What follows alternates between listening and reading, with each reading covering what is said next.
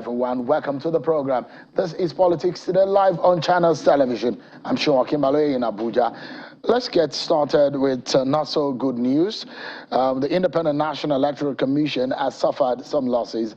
The commission had 2 attacks, and they were staged on 2 local government offices, one in Ogun State and the other in Osun State. InEC office in Abeokuta South local government area was attacked and set ablaze. The incident was said to have occurred around 1 a.m. when some unidentified persons overpowered the security personnel on duty and set the entire building ablaze.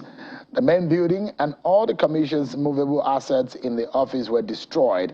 They include 904 ballot boxes, 29 voting cubicles, 30 megaphones, 57 election bags, 8 electric power generators, and 65,699 uncollected permanent voter cards, PVCs. Similarly, the InEC office in Ede South local government area was also attacked and set ablaze. The incident occurred in the early hours of this morning when some unidentified person also was said to have attacked the building and set a portion of it ablaze. Well, for this Osun State office, fortunately, the damage to the Ede South local government office was limited to a section of the building and only some furniture items were destroyed. InEC is going to be convening an emergency meeting of the Interagency Consultative Committee on Election Security, ICES, tomorrow, Friday, the 11th November 2023, to discuss the disturbing trend of events. Tonight, we'll be having a one-on-one conversation with the Executive Governor of Anambra State, Prof Soludo. Afterwards, we'll be getting reactions from the People's Democratic Party. We heard yesterday from the spokesperson of the APC on the Bola Tinubu issues in the U.S., the antecedents, some of the cases he had in that country. And we'll be getting some reactions. Several other reactions and comments have been trailing. But first and foremost, let's check out some of your political roundup stories.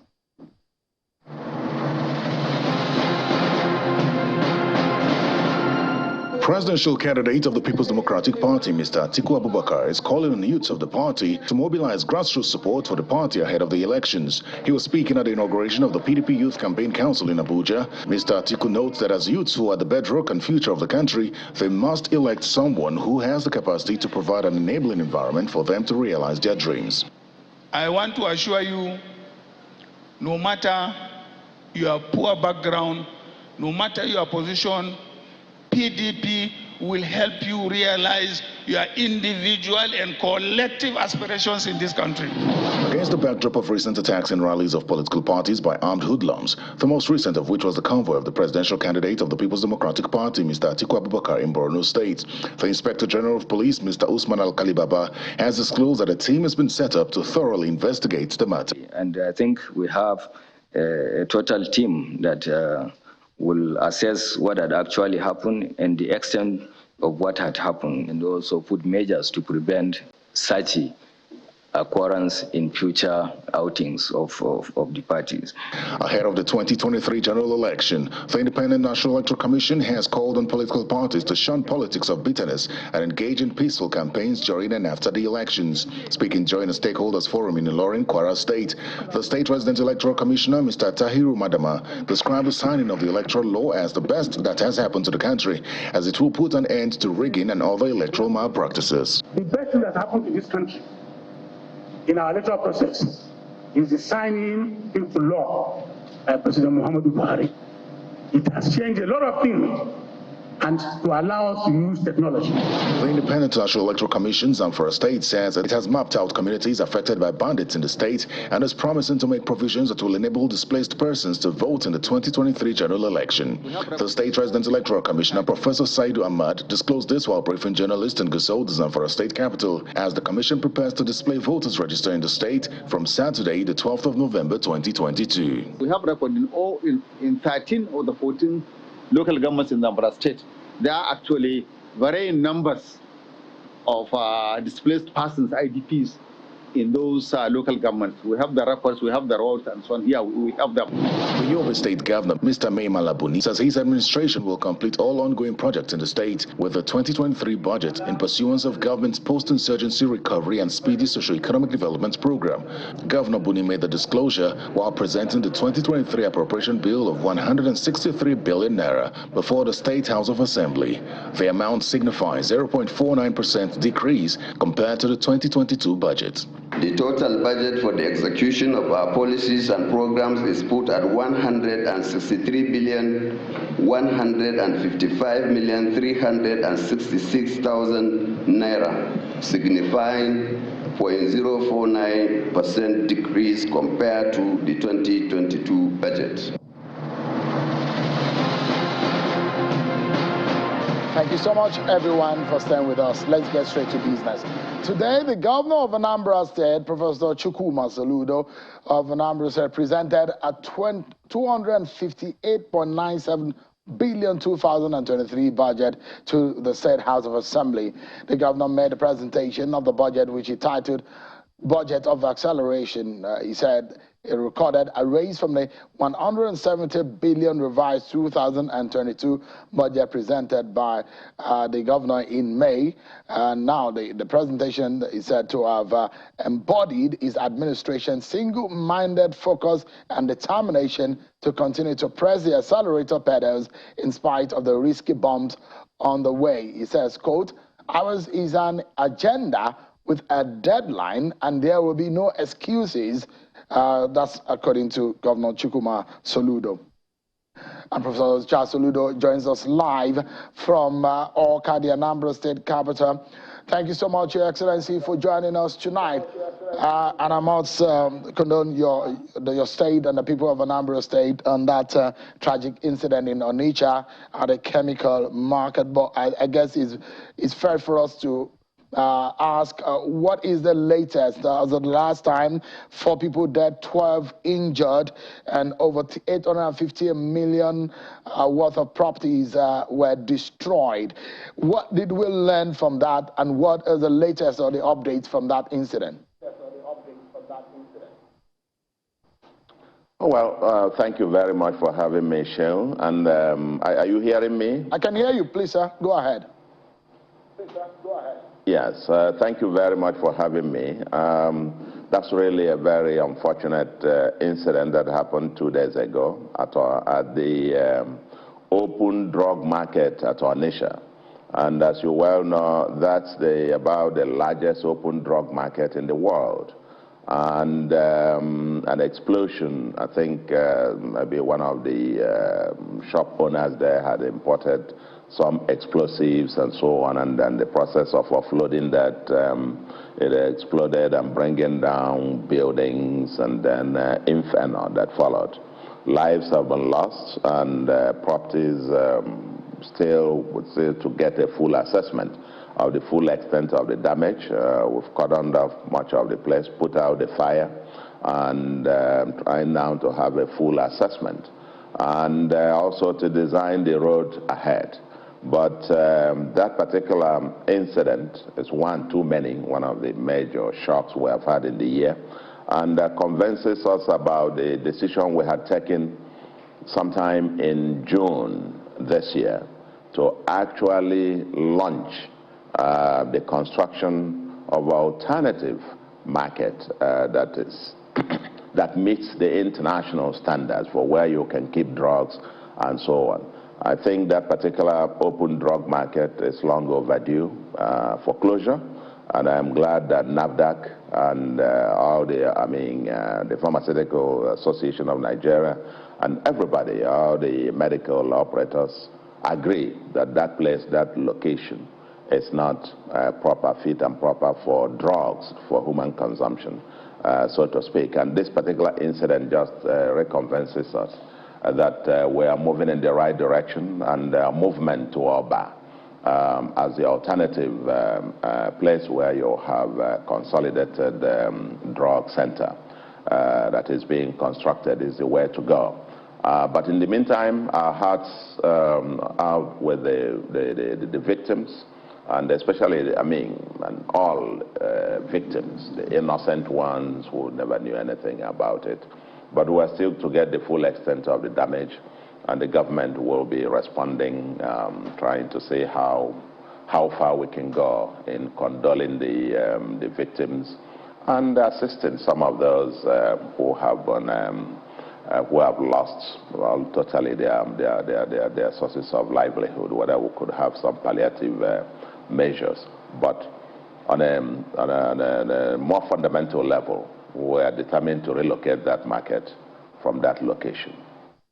Right. Let's get into the matter of the budget which you presented today. 258 billion, that's the budget you presented. Your predecessor, Governor Obiano, left with a budget of 141 billion, which you raised to 170 billion. 258 billion compared to 141 billion.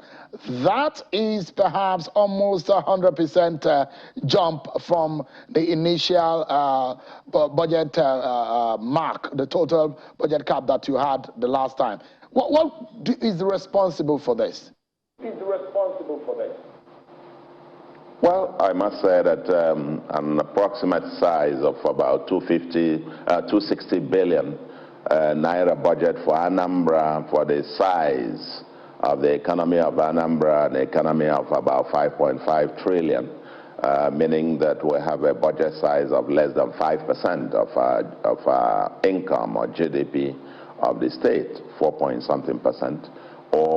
And compared to the needs of Anambra, compared to the fact that we've got the total infrastructure decay, what I call the road and traffic crisis, our transport system is one a major crisis, and most people in Anambra agree. Even when I was campaigning, we did acknowledge that we had a road crisis, and that if elected, I was going to declare a state of emergency on roads and so on. Given the 5 fingers of our agenda of the Soludo Solution Manifesto, our contract with the Anambra people, and the need to deliver on those, to be honest with you, 500 billion, 1 trillion might still be even, I mean, if we were to have 500 billion or 1 trillion to tackle those, that will begin to even scratch it. As I mentioned in my budget speech, still though small, relative to need, relative to our size, but we are determined, we are moving in measured steps to give our people value while keeping our eyes on fiscal sustainability. We don't want our public finances to get to a point of fiscal insolvency. So we're taking very calculated steps.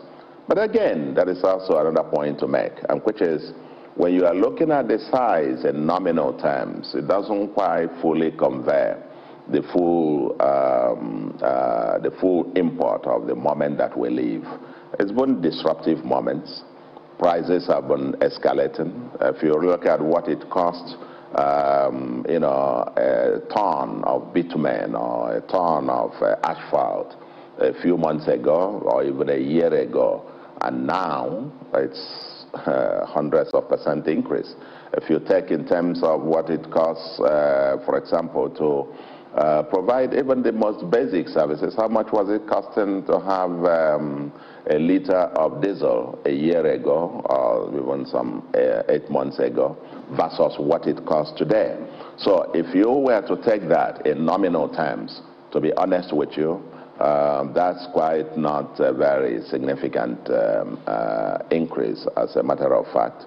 And we're being drawn by the you know, fiscal constraints of our capacity to raise internally generated revenue, which we devoted quite a significant portion of the budget addressing. And we're desirous to get that addressed in the coming years to be able, our target is to raise our IGR to the level of 3 to 5%, which might begin to get us, you know, something, you know, a little bit moderate, but I mean, in the long term, up to 10 or more % of our GDP. But the focus of the budget, as we call it, budget of acceleration, designed to continue to press the accelerator despite all the risky bumps. We've done quite a lot this year. Insecurity, and we're trying to take back our state. You look at the flooding with its massive devastation. Anambra is the gully erosion capital of Africa, if not the world. And we're having landslides and villages being, under the erosion stuff. And we're battling at all levels, environmental degradation that needs to be rebuilt, infrastructure, and our schools, hospitals. Like we said, in the next few days, we'll be handing out more than 5,000 employment letters to teachers to end an era of schools without teachers, and 240-something doctors, consultants, and so on to man our general hospitals, and so on and so forth. So if you look at the 5 fingers of our program, we've designed this budget to keep our eyes on the ball. The security law and order, number 1, transforming our economy from largely informal to an industrial leisure tech hub. The third is our social agenda that helps to build the human capital, which has our greatest resource, that is productive at home and exportable abroad. Then you get onto the issue of our governance, transparency, prudence, accountable governance, and finally the environment, which is Anambra's existential threat. All right. So if you look at our budget carefully, yes. Yeah, I was going to jump in quickly along these lines and to address these pressing priorities of our people, including, never forget, empowerment for our youths, women, and the vulnerable groups, which demographics must never. If I'm right, there's about 13 billion deficit in that budget you presented already from the books and the report that we gleaned on. It's about 100 billion naira debt that the last administration left for your government, and you were seeking. You said it would take you need about 250 billion naira as loan for infrastructure. You approached the assembly for 100 billion naira loan. If you put all of those together in this infrastructure and the current situation of the economy, the question is the state going much into debt now? 100 billion left by the last administration. You're getting 100 billion more. You said you perhaps will be needing 150 billion more. How will the state be able to sustain paying back all of these debts? Let me help you. That is an area that I understand a few things about. And as I said a moment ago, the reason you find that size for the moment is that we are keeping our eye on fiscal sustainability. We've run our numbers, our debt service. Yes, I inherited not 100 billion, I inherited over 100 billion in debt, and we're getting on to that 100 billion, not even counting the huge contractor debt and pension arrears and so on and so forth, which we have also begun to address. We began to pay our pensioners their gratuities, which weren't paid in 4 years. We began to, pay some of the contractors. We're gradually paying all of this. But if you look at the aggregate debt service obligations of the state, we're one of the lowest, evidently, in the country. And I will tell you today, given the efforts we're making with regards to our IGR, our debt service obligations will be way less than 50%. In fact, way less than 50% of our IGR, not to talk about other receipts that we expect. So we are tightly walking that road. I am one of those who advocate for fiscal responsibility and for us to manage within our bounds. And we have been extremely very prudent in the way we manage resources here. And that's why we've been able to flag off. I was going to ask that's why you we've been able to flag off. Former Governor Peter Obi has talked so much about how much of prudence that he introduced into the governors in Anambra State, and perhaps that could be a very good standard, because globally there is a caution on the cost of governance, and perhaps what experts have said that governance in Nigeria, leaders need to look into cutting cost of governance. Would the Peter Obi template be working for you? Are you doing more than that? Are you looking in that direction? I don't know about Peter Obi's template. I'm pursuing Soludo's template, which is Soludo's template that it takes about, producing results by being accountable and prudent. It's not, we don't save money for the sake of saving money. I mean, saving money is not an output. It's not an outcome by itself. We put money to produce value for our people. If you don't have something to spend money on, then save it. But if you have something, you can't have your people in the hospital dying and you say you are saving money and so on, and poverty is escalating and so on and so forth. Now, our own fiscal prudence is to be able to cut down waste. We've cut down the cost of governance. We've cut down all manner of, we say boycott all boycottables and cut all cuttables. And I give you an illustration. When I assumed office, it was costing about 137 million a month on what you might call those cleaning offices and so on and so forth, various contractors providing services to clean offices, government offices. 137 million a month. We've cut down and negotiated until we've drilled it down. It now costs 11 million naira a month. That's a savings of about 126 million every month. That's the kind of thing that we're doing. Purchase of expensive, outlandish equipments and so on. I'm here at the Governor's Lodge. We haven't changed one piece of furniture. We haven't bought anything new. It's just what we inherited. Office of First Lady, this, and we don't have that. We haven't bought even a bicycle for for use by my wife or something like that. We've kept it nimble. We've kept it focused, fit for purpose kind of government. We're energizing and enabling technology to work. So let me quickly jump in again. Apologies, Mr. Governor. There was some investment, and perhaps because this is an area in which you are very known for, investment. I mean, what's your own perspective in a government investing outside of public sector? Because, and I'm making another reference to former Governor Peter Obi of Anambra State, who has talked about how much of investment is made with the resources of the Anambra State government to bring back profit and benefit of to the Anambra people. By the way, what has become of that investment, and are you looking in that direction also? I don't know why you are turning the interview about Peter Obi. No, I'm just making reference because these are I've made reference to former Governor Obi and not to.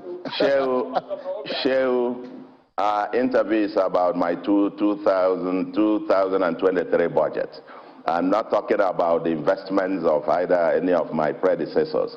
By the way, the one that you talk about, I don't know about that. I mean, I think there was something I read about, somebody speculated about the value of whatever investment. What I've seen today, the value of those investments is worth next to nothing. So let's leave that aside. Let's focus on the kind of thing that first of all, you got to rebuild the public infrastructure. That is building for the future. We're investing in our schools. We're investing in our hospitals. We're investing in those. We're creating Anambra as Africa's leisure entertainment hub. That's what we are, modernizing our cities, and backing on our urban regeneration, giving our people lives so that they can have quality air to breathe, controlling pollution, dealing with flooding, dealing with erosion that is ravaging everywhere, and so on and so forth. We're not going to leave those I'm going to say I'm saving money to go and invest in one private company. And by the way, when you talk about investment, that's an area that I think I know one or two things, and I have been able to do that. We're now transforming Anambra State Investment Promotion and Protection Agency, which is an institution which my predecessor established. That's part of institutionalizing government, and not I and so on. It's the institution of ANSEPA that is the vehicle for Anambra investing in partnership with the private sector. Now I'm taking ANSEPA to the next level. We're now trying to reform ANSEPA to have a financing arm and to become the Anambra Development Corporation. I know what it is, and we'll be working with international development financial institutions, including the AFC, the Afrexim, and the others. And we're going to bring in bankable, we're going to be able to fund bankable projects, private-public partnership projects, whether it's in infrastructure, whether it is in pure private goods, and so on and so forth. We'll be able to leverage these institutions and assets that we have, our balance sheet, and the knowledge and our network that we have around the world, to be able to leverage some hundreds of millions of dollars in investments, not directly into public infrastructure and so on and so forth. So when you talk about investment, investment is not about going to invest in bakery. That's not what the government is about. Because if the bakery goes down, then your investment goes down with it.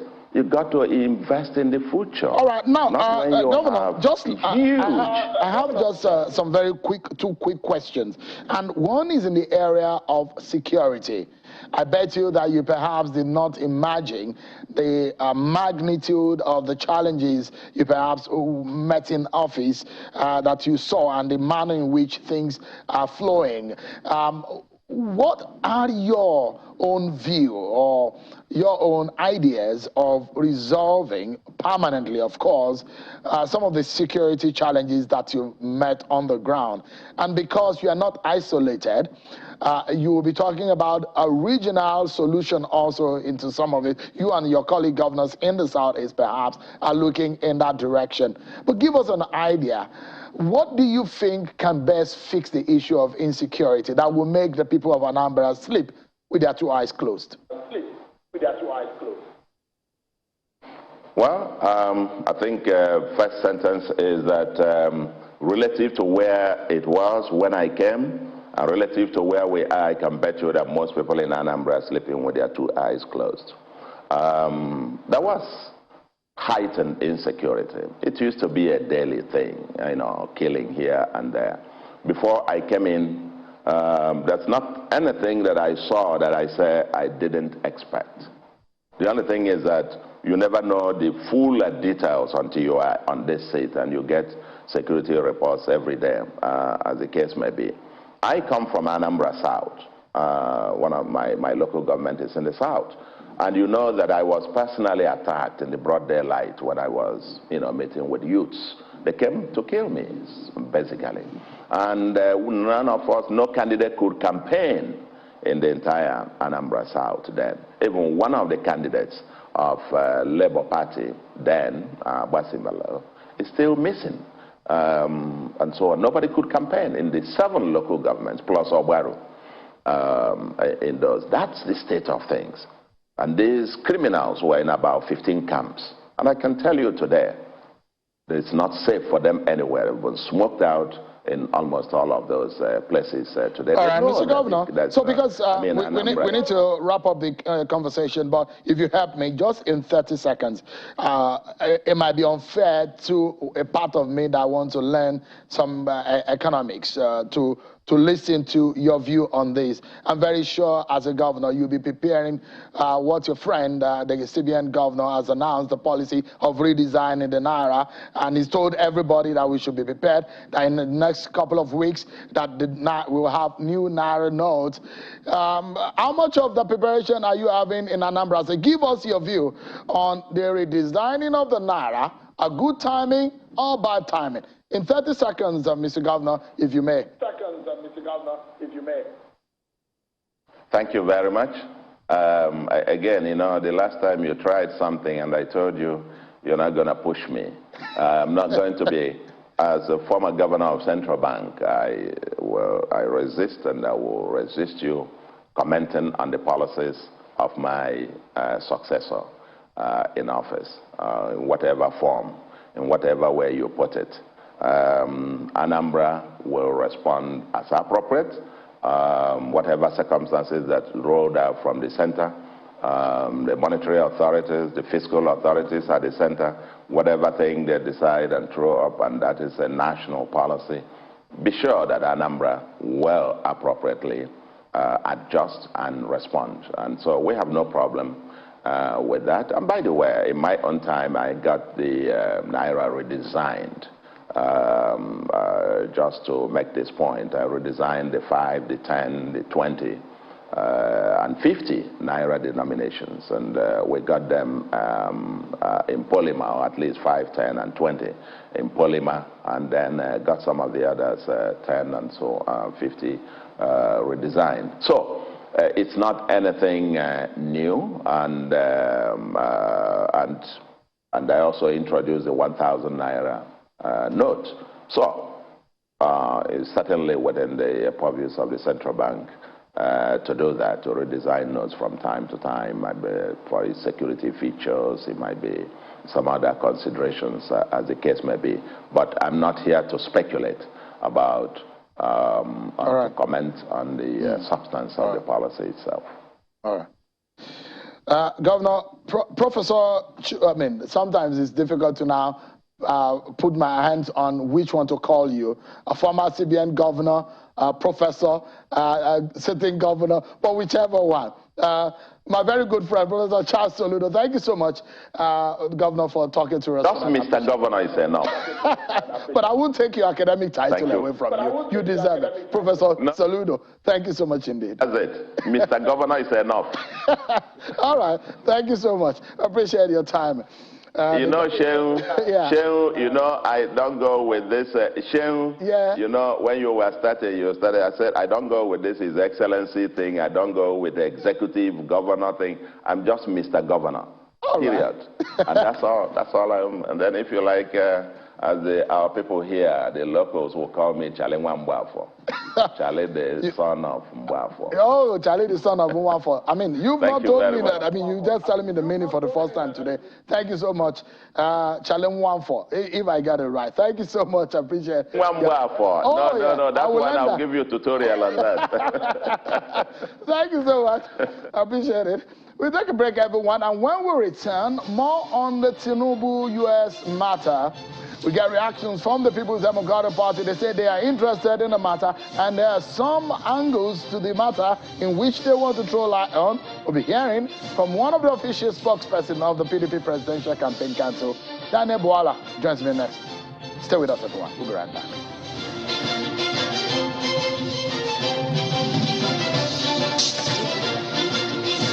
Thank you so much, everyone, for staying with us. For those of you who took notes yesterday on the program, we perhaps will continue from where we stopped.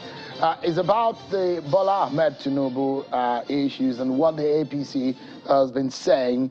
It's been years of scrutiny. It's about 30 years or so since this incident happened.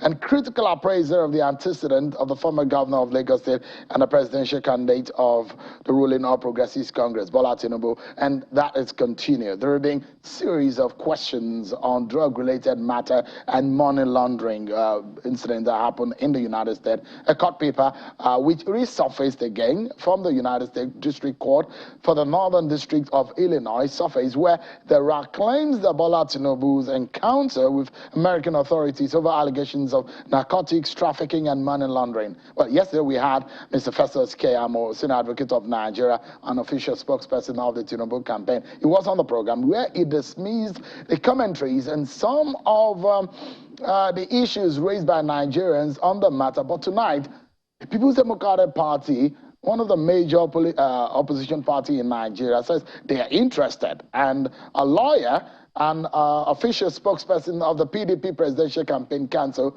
Mr. Daniel Douala. He joins me here in our Abuja studio. Thank you so much indeed for coming tonight. Thank you for having me. Why is your party interested in this matter? Well, because yesterday the spokesman for APC reeled out falsehood. He misled Nigerians in the area of interpreting the law. He misled Nigerians in the area of marshalling out the facts.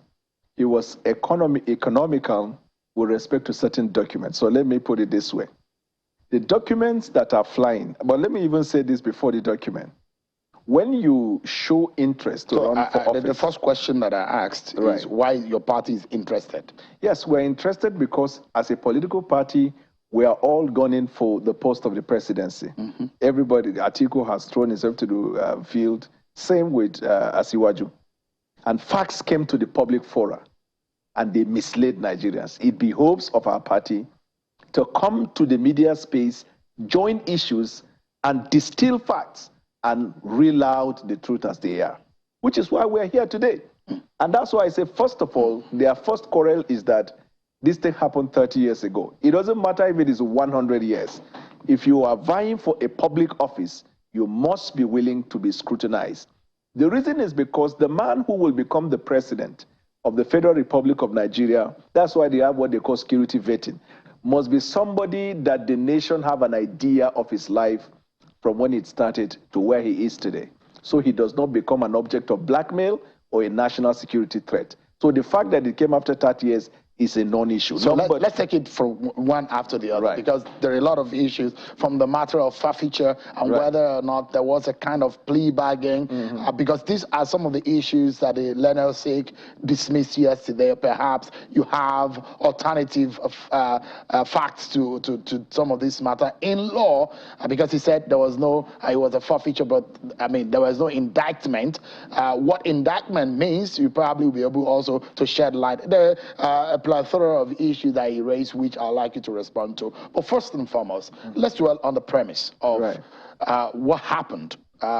It's called statute of limitation, isn't it? I mean, so when something has happened over the past years, and now is happening in other jurisdiction, does it affect that person in Nigeria, on the Nigerian soil? No, the question of statute of limitation does not actually arise, because one, if it was a crime, it was committed under the laws of the United States, and the laws of Nigeria is different from the laws of the US. Was it a crime? No, as if it is a crime. I'm asking if it was a crime. If it was a crime. You're asking if it was a crime? The incident, that scenario that happened. You know, money laundering, dealing with narcotics are criminal offenses set out by separate laws in the United States. The US government introduced what they call non-conviction-based recovery. Because the way they operate is, if they are going to prosecute you on a crime that investigation suggests, they are going to spend a lot of money. And whatever is the proceed of crime that they are targeting, they may not be able to get a hold of it until the conclusion of the trial. But because under non-conviction-based recovery, the idea is to recover as fast as possible the proceeds of crime, they now apply what we call the forfeiture proceedings. Forfeiture is a civil proceeding. Yes, it is, not a criminal proceedings. But the elements that are argued before the civil court under forfeiture proceedings are elements of crime. It is like election petition tribunal. It's a sui generis. It is just the proceedings that is civil, but the ingredient upon which the prosecutor will convince the judge that this asset and this asset and this asset are proceeds of crime under the laws of ULINE are criminal elements. So let me ask, from that scenario, was Bola Tinubu indicted? Yes, indictment is an allegation. There's a difference between conviction. Yes, he was indicted. But was he convicted criminally? The answer is no. Because he didn't go to trial. Pardon? He did not go to trial. Yes, so under non-conviction-based recovery, there are three types of plea, right? There is a plea of guilt, there is a not guilty, and there is no contest. If Bola Ahmed Tinubu, at the time that indictment was brought before the judge, decided to contest it, it will go into full trial, and if the elements are proven, it may lead to his prosecution. What most defendants do in the US is that They don't want a situation where they will be further exposed. So they can afford to let go of the asset. That's why they enter what we call non-contest, what they call nolle contendere in under Latin, that you're not contesting. You are not saying, I am not guilty, I'm also not contending. So whatever you see, you can just carry it. But here lies the issue, and Nigerians must know. It is the moral burden that the nation is confronted by. Somebody who has not denied, has in fact cooperated with the government of Ulines, right, about a proceed of crime traceable to his account. Because if you look at the document, and I think, Sean, if you give me 1 minute, you understand that. Go ahead. 3 separate documents. There is one that is the affidavit. The affidavit set out the facts and what the prosecutor was seeking to achieve. Number 2, there is a verdict.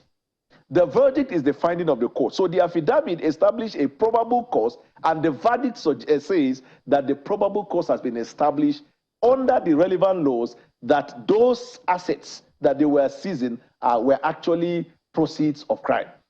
What they do under non-conviction-based recovery is that once that ex parte application is moved, the judge must say that the defendant be put on notice. Who are the defendants? If you look at that proof of service, which is another document, you will see United States of America as plaintiff and Bola Tinubu as a defendant. It's actually the first document on this set of documents. If my producer can go back to it, and is on the left corner of the screen. Right. If you can go back to that so that the viewers can see. Very important. So when you see that proof of service presupposes, you will see in clear terms the United States government and the defendant. So Bola Tinubu was a defendant in that matter? The account, yes, he is a defendant because he's linked. You see, the owner of the account and the account are like two siamese twins. They are umbilically bound. That's why even if you look at that, when the accounts were established as defendant, they say belonging to Bola Tinubu. And when the court said that the defendant be asked to come and show reason why it should not be finally forbidden, who are the people, the defendant the court is talking about? Digits, account number comes to court. No, the owners of the account should come to court. And Bola Ahmed Tinubu did not contest. He, in fact, cooperated to release it. This is where he cannot separate himself from the account. So now, there is an argument which the Lenosik, Mr. Keyamo, argued yesterday on the program. He said forfeiture doesn't mean penalty. And it doesn't mean a fine, because I made reference to a portion of the Nigerian Constitution which made reference to the status of anyone who wants to seek the exalted office of the president, and whether or not such persons are being involved in any kind of indictment or convictions in the past, fine or penalty or whatsoever. But he said that forfeiture in that nature wasn't a penalty. Actually, but in law, was that a forfeiture? One. Yes, forfeiture. In law, that forfeiture, is it a penalty? Yes, it is. You are forfeiting what rightfully you would have argued as your own. Why are you forfeiting it? Because investigation proved a link between you and that item, and that the item relates to narcotics. So narcotics and money laundering is a criminal offense. In fact, when he was fighting you yesterday, he was very unprofessional, quite frankly, because in our discipline of law, you don't look at your colleague, whether he's a student or a lawyer, and say, take pen and paper, and I'm teaching you. Very insulting. You know the thing is, in this our own business, we have been trained never to be emotional, never to draw anything to yourself, because it is not about the journalist. It's about the matter in which it was discussed. So as far as I'm concerned, that was a non-issue for me. For the fact remains that we need to stay on the issue. I agree. The Nigerian people need to understand this matter, and we cannot erode them or to bamboozle them out of the issue. We need to stay on it. Let me tell you. So what matters to Nigerians, and the reason why I'm sitting on this chair today is because of the Nigerian. I'm being empowered by the Nigerian Constitution. I agree. And so the fact remains that those matters that Mr. Keyamo raised yesterday, whether or not you agree with those matters, and whether or not in his own argument they were right in your own eyes. No, everything he said yesterday, we are wrong. You see, I taught in the law school. I'm sorry that I have to say that. So we have several courses we teach in law school. Professional ethics is one of them. It is not enough for you to know the law. how you dispense the law, how you argue the law, is as important as the knowledge of the law itself. And once you're losing an argument, we experience that sometimes in court. Once someone is losing argument in court, the next thing you do is you now descend into legal gutter to begin to challenge. There's no basis for you to say, apart from 2 prosecutors in Nigeria, there's no prosecutor that comes. One, unprofessional because it's champatious. Number 2 is it's patently false because you will count 30 prosecutors in Nigeria, you will not get to him. Number 3, consistently he used the term, I used my trained mind, trained prosecutor. Who trained him? He worked under Gani Fawehinmi. Gani Fawehinmi was throughout his life not known as a prosecutor. He was a human rights defense attorney. And when he said, I'm using my prosecutory or my intelligent or my prosecution mind, there are certain things a prosecutor looks at whenever he's confronted with a case. Number 1, the fact pattern. And number 2, inference. A man who was brought to the court, his account was brought to the court. At the time, the prosecutor's mind I'm talking about now, where was he working? How much was he earning? How much was the amount that the prosecutor sought to seize? There's the question mark on the source of the money. So that's what a prosecutor thinks. I'm suggesting to his prosecutory mind. If the prosecutory mind is functional, these are the thoughts. How much was Bola earning? How much he was earning, even if you multiplied it by a number of years, the prosecutor will say, is it enough to have that large sum of money around that time? So you're raising this matter on the answer that needs to be gotten from the APC and the presidential candidate on where the source of that money, isn't it? For the Nigerian people, the question is not just about the source is important, but for the Nigerian people is, there is still a cloud around drug-related offenses and drug-related activity with somebody who wants to be the #1 citizen of the country. And I will tell you why. Because if you look at opium in Nigeria, very recently, you saw the massive busting of cocaine in Nigeria. This idea of drugs and narcotics is a terrible case all over the world. And if someone has that questionable character, is elected as a president, what it means is that it will embolden people who are into those activities. That is why the person has to come out clean. That is point number 1. Point number 2, and very important, apart from the drug, if you look at part 799 and part 680, 680 is a Court of Appeal case, 799 is a Supreme Court case, where the spokesman, apart from the narcotic case, many years ago went to court and also challenged the certificates of Bola Ahmed Tinubu. In part 680, actually volume 12, Nigerian Weekly Law Report, part 680, if you look at page 200 and paragraph 10, these are the words of Festus Keyamo. He said, in a final analysis, however, then he now alluded to all the certificates that he laid out in that affidavit. He said, Bola Ahmed Tinubu presented a dubious certificate. All right, so he has not refrained from that, even though the judgment of that court dismissed that application because he did not attach affidavit under a summons.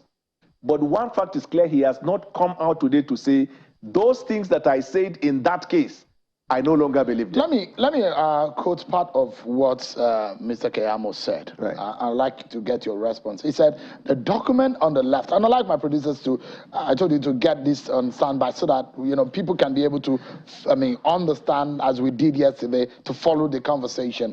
And that's perhaps the very first page of the first set of the document. He says, document on the left is the originating process, which indicates Tinubu was not a party to the case in rem. The right is a summons to the owner of the accounts to appear to defend the accounts, but does not make him a party. It is like a director appearing to defend a company. That is what Mr. Keyamo said. It is, and he said that, and he believes that. It's not the right document. Please, can you put the document, the initial, the very first set of document? Yeah, that's it. He's saying that it is like, he's comparing it is like a director defending a company. Is the director not an alter ego of the company? Why do you think few days ago there was a judgment that Abdul Rashid Bawa should be committed to prison? Did he, as a person, alleged in that something violated the law, but because he was the chairman, the alter ego. Who is the owner of the account? How do you separate the owner and the account? Do you know the doctrine of confidentiality that exists between a banker and a customer relating to the account? Without an order of court, the bank does not have any right to disclose the details of a financial transaction. That is how inseparable your account is with you. And so when the account was joined as a defendant, by the time the ex parte order was granted, the court said, let the defendant come and establish why it should not be given the final forfeiture. Who are the defendants? The owners of the account. Let me now ask you again. There is a letter originated from the office, written, directed to the then Inspector General of Police. If you bring back that letter, the very blurry one, which was written by an attaché of the United States Embassy, which they were trying to find out about Bola Tinubu. And this is what Tafa Balogun was. He was written to his office. He was the then Inspector General of Police. This, in some way, the argument is that Bola Tinubu was exonerated by this document. No, he was not. Is that what you're supposed to say? That is the argument. Now, that they don't have any record of Bola Tinubu. That's because under civil forfeiture proceedings, as you can see in that order, because in part of the document, you will see the order of the court. After the order was given and the money was to be taken, underneath, you will see case closed. In other words, it is like you have convicted, I'm just using the term like in criminal case. When you have finished convicting somebody and you sentence him, do you retry him again? That means that case, as far as that case is concerned, it is conclusively conclusively concluded, not in favor of Bola because he had to forfeit that. That's number one. Number two, I heard him yesterday saying it is the party who are just willing to know because they don't want to field him for the second time and they want to be, don't deceive Nigerians. His former boss, what is his name? The human rights activist, Gani was the one that started this case. He applied to the court for mandamus. He even asked to be given the right to prosecute the matter. It was Gani that sparked up this issue, and it was a legal matter. That is why the party was compelled. Even it was around that time that Festus Keyamo also went to court and said, in addition to it, that the man's certificate too is a problem. We need to wrap up now. On the final note, what is your summation on this matter? I am afraid that the conclusion of this case is that from the eyes of the law, especially if you look at the constitutional provision you cited, Bola may be disqualified from contesting. By who? No, if the matter goes to court, interpreting that provision of the Constitution, because the finding in that civil forfeiture proceedings has ended against him. That's why he forfeited that. And narcotics and money laundering, whether in America or in Nigeria, is a criminal offense. Thank you so much, Mr. Daniel Buwala. I guess the conversation continues with Nigerians. You are the one who decide anyways. The millions of you who have taken your permanent voter cards, you will decide who becomes your next president. Thank you so much indeed, everyone, for tonight's program. I appreciate it. Until I see you again tomorrow at 7 p.m., I'm Sean Akimale. Bye-bye, and God bless Nigeria.